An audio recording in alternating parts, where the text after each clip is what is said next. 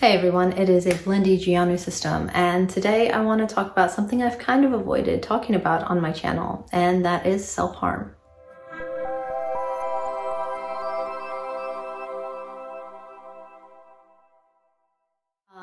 If you look up a list of symptoms for D.I.D, often in the list you'll see things like self-harm, because while it's not typical at all for us to be harmful towards others, it is very typical for us to be harmful toward ourselves.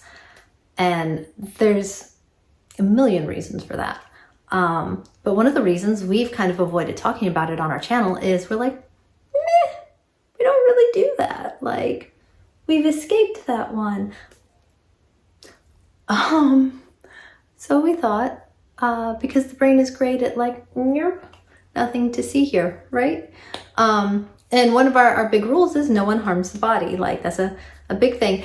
And one time I was thinking about our rules when E very snarkily was like, you're the one that breaks that one the most. I was like, moi, being, we are Blindy, but me being mostly Jenna. I was like, and she started pointing things out. And so I want to bring this to mind for others who may not be directly harming and might not realize that this is also harmful to the body. One, we picked ourselves bloody all the time. All the time. Finger cuticles were a big one, nice big long rips. Ripping fingernails into the bed, and not meaning to injure, but not being able to stop even if there was injury. We were really persistent about if we had any kind of blemishes. I'm shocked I'm not like scarred all over, because people would comment, did a cat scratch you? Like, did something bite you? Because if there was any kind of blemish, we would dig it out with our fingernails and make a huge mess of our face in the process. This never occurred to us as self-harm, because we're not feeling things and then injuring ourselves purposefully to have a release. Oh no, we were feeling things, and then we would look at ourself, our body, our face, our hands, and be like, all of that angst. And we knew we did it more when we were anxious or upset. Didn't mean we had any control to stop it at all. And I do have one little scar right here from a spot that we persistently dug out. But I'm thankful that mostly that's it as far as our face goes, so I was like, yeah, no scars. We're fine. We're not harming. But I'd like you to notice this here. This hair that grows on the mole, that's typical, right? Moles grow black hair. Well, a couple of years ago, our hubs was like, hey, I think you should get that mole checked out. It's growing black hair. And I was like, oh no, I just finally stopped pulling it out obsessively anytime a hair grew. Anytime a hair grew. And I would dig it out if I couldn't pull it out. If I didn't have tweezers available, I couldn't get it with my fingers. I would dig it out of my flesh. No, I don't harm the body. And I realize that I've also been diagnosed with OCD, and these things fall under OCD behaviors. Absolutely obsessed, compulsive.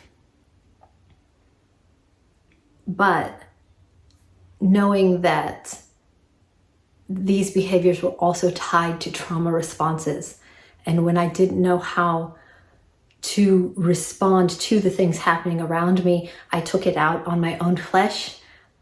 I've realized falls under the same category as self-harming behaviors, even though it didn't look the same. And these behaviors have been going on for so long that the youngest I know that were going on was probably about 4. I used to pick my feet until they bled, and that was incredibly common for me at 4, to pick my feet until they bled. And one day I stepped on a nail. How I know that this behavior had been going on for a long time before then is when I went to my mom, bleeding and sobbing, she goes, well, that's what happens when you pick your feet so much. You have to stop picking your feet so much. And I was sobbing, so I was having trouble articulating that, no, it's not, I didn't do this. I stepped on a nail, and I was a little bitty still. So even at that young age, the only way I knew to feel any type of like better was to pick. When there was nothing else that I could do, I would pick. And so when E said, oh, you know, you're the one who breaks that rule the most, don't you?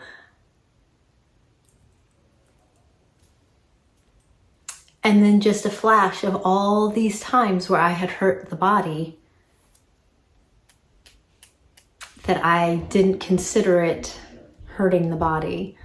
And so I wanted to put that out there for others. As you can see, I'm doing much better. Y'all don't ever see me with cat scratches.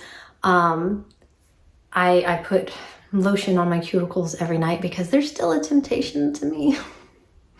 So I keep them as not tempting as possible.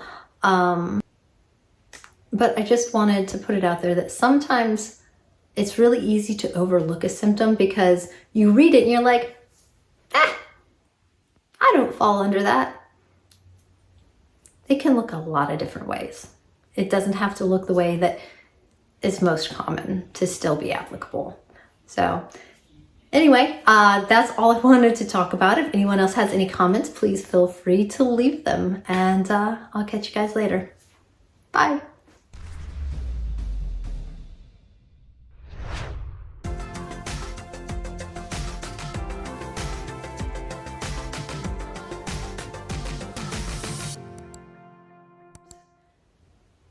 Absolutely obsessed, compulsed, or compulsive, but compelled, like compulsed. Anyway.